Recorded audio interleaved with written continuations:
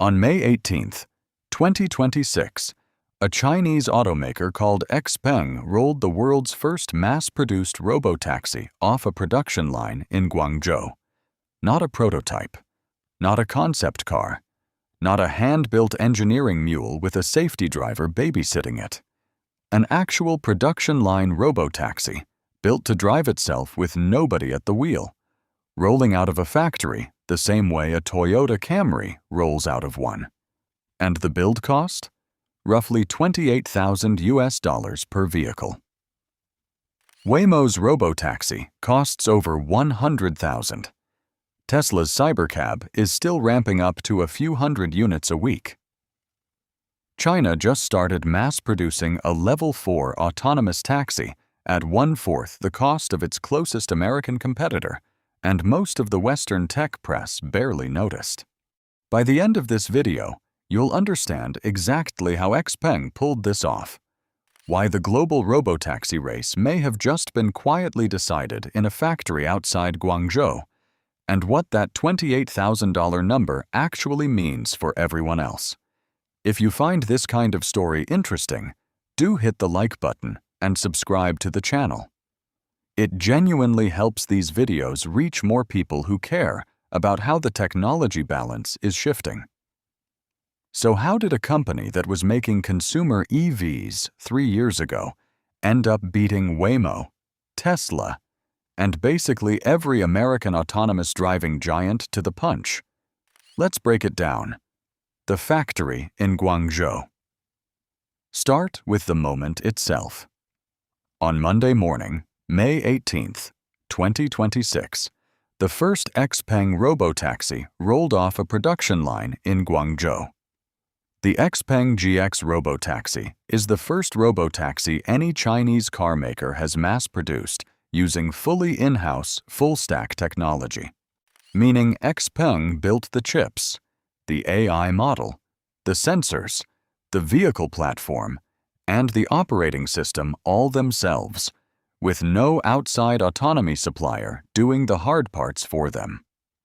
The robotaxi is engineered to SAE Level 4 autonomous driving standards, which means the car can operate fully driverless inside a defined area without anyone needing to hold the wheel. Powering all of that is 4 self-developed Turing AI chips delivering a combined 3,000 TOPS, which is tera operations per second, of onboard computing power. To put that in everyday language, this car has more raw AI horsepower on board than most server racks running cloud autonomy services. It does this in a vehicle that fits 4 passengers, looks like a luxury SUV, and rolled out of a normal-looking factory in southern China alongside regular consumer cars. That last part is the trick. But before we get into the trick, you need to see the number that made every robotaxi executive in Silicon Valley spit out their coffee. The 4 times cheaper bombshell. XPeng's internal production cost target for the robotaxi is under 200,000 yuan per vehicle. In US dollars, that's roughly $28,000 to build one. For comparison, Waymo's Jaguar I-Pace robotaxis cost an estimated $100,000 per unit, possibly more once you factor in the LiDAR stack on the roof. Pony.ai and Baidu's Apollo Go run similar expensive hardware.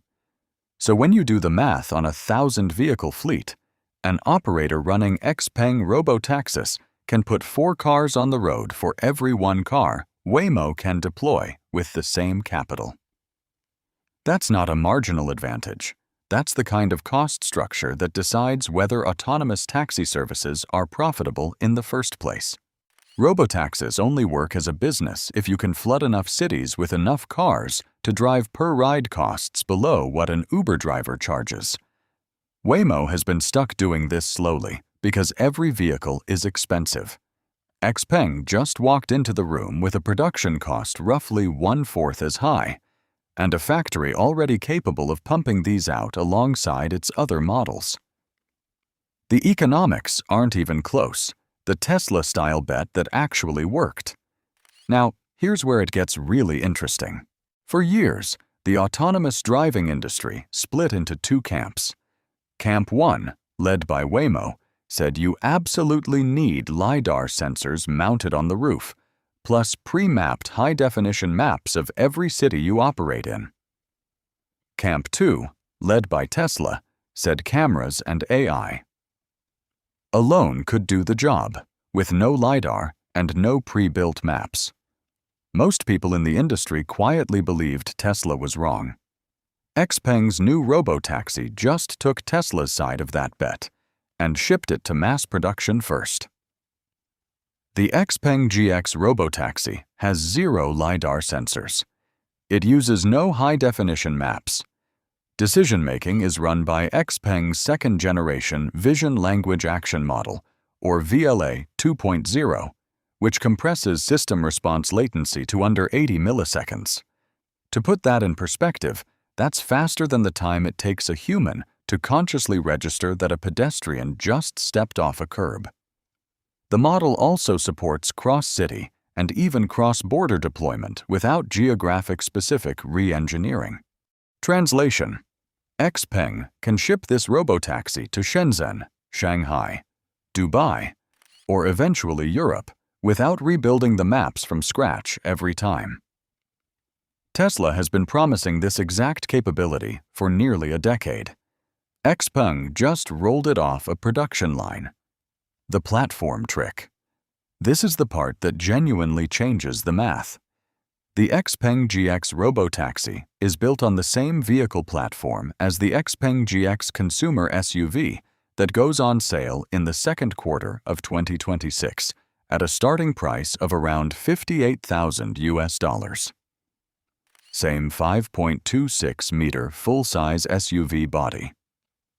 Same CPA 3.0 vehicle architecture. Same Bosch steer-by-wire system, which, by the way, is the world's first production vehicle implementation of steer-by-wire, with no mechanical connection between the steering wheel and the steering gear. The Robotaxi version simply takes the consumer SUV and configures it for driverless duty, with privacy glass, comfort gravity seats, and rear entertainment screens. Because the Robotaxi shares its bill of materials with a high-volume consumer SUV, XPeng gets economies of scale that pure-play robotaxi companies like Waymo will never reach. Waymo has to design and build a special vehicle just for autonomy. XPeng builds one platform for everything. That's how you get to $28,000 per unit. The 873 million app problem already solved. Now build a robotaxi for cheap, and you still have a different problem. How do passengers find it? In the US, Waymo has had to build its own consumer-facing ride-hailing app from scratch, then convince people to download it and create accounts. XPeng skipped that entire step.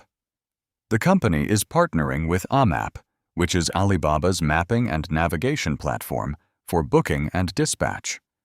AMAP has approximately 873 million monthly active users in China. The XPeng Robotaxi will be bookable directly from inside the AMAP app that hundreds of millions of Chinese people already use every day to navigate to work. No new account, no new app, no behavior change. The user opens the same navigation app they've been using for years, taps a destination, and an XPeng Robotaxi shows up. That's a distribution advantage no Western robotaxi operator has come close to matching. The timeline that should scare Tesla. Here's the part that will get the attention of every electric vehicle analyst on Wall Street. XPeng plans to launch pilot robotaxi operations in the second half of 2026 with safety drivers on board. The company is then targeting fully autonomous operations without on-site safety officers by early 2027. Tesla's Cybercab, by contrast, rolled off its production line in February 2026 and is currently ramping up to several hundred units per week. But Tesla has not committed to a specific commercial fully driverless operational date. The plain reading is that XPeng's robotaxi commercial timeline is roughly 15 to 18 months ahead of Tesla's Cybercab. Elon Musk has been promising the Cybercab for years. XPeng went from forming its dedicated robotaxi business unit in late March 2026 to mass production rollout in mid-May. 7 weeks. That kind of operational tempo is what the Chinese auto industry has been doing across every category, from electric SUVs to flying cars. And it's only just starting to translate into autonomy. It was never just about taxis. But here's the part that most coverage of this story is missing entirely. The XPeng GX robotaxi is not a standalone product. It is part of a much bigger strategic pivot. The same VLA 2.0 large model that drives the robotaxi also powers XPeng's humanoid robot, named Iron, and XPeng's flying car project called the Airage Land Aircraft Carrier. All three products share the same AI foundation. All three rely on the same Turing chips. All three use the same dual redundancy safety architecture. In late 2025, XPeng formally rebranded itself from a vehicle manufacturer to a physical AI technology group focused on embodied intelligence. The CEO, He Xiaopeng, now describes XPeng as a global embodied intelligence company. The company has committed 7 billion yuan, roughly $1 billion to physical AI research in 2026 alone, a 56% jump from the year before. The robotaxi isn't just a new car, it is the wedge product for an entire new category of business, AI-driven physical machines that move through the world, whether on roads, in factories, or in the air. The race nobody's watching, and XPeng is not alone. The Chinese robotaxi sector is approaching what industry insiders describe as a critical inflection point, transitioning from technical validation to large-scale commercial deployment. WeRide, partnered with Geely, plans to deliver 2,000 robotaxis in 2026, with over 1,000 vehicles already operating fully driverless across Guangzhou, Beijing, and Abu Dhabi. Pony.ai has partnered with Toyota and reported positive unit economics on robotaxi operations in Guangzhou and Shenzhen as of March 2026. Baidu's Apollo Go runs the largest current Chinese robotaxi fleet, though it suffered a major glitch in Wuhan in April 2026 that triggered traffic delays. Geely Auto Group unveiled the EVA Cab at the Beijing Auto Show last month, which is China's first natively developed robotaxi prototype with no steering wheel and no pedals at all. There are at least 5 Chinese players seriously building toward mass-scale commercial robotaxi services right now. In the United States, you essentially have Waymo running real operations, Tesla still ramping up, and Zoox doing limited pilots. That's it. The density of competition in China is producing the same acceleration that already happened in Chinese consumer EVs, only this time with autonomous vehicles. And the lessons learned by competing against 4 serious domestic rivals every quarter is what produced a $28,000 robotaxi, while Silicon Valley was still arguing about timelines. What this actually means. Here is the thing that $28,000 cost target really represents.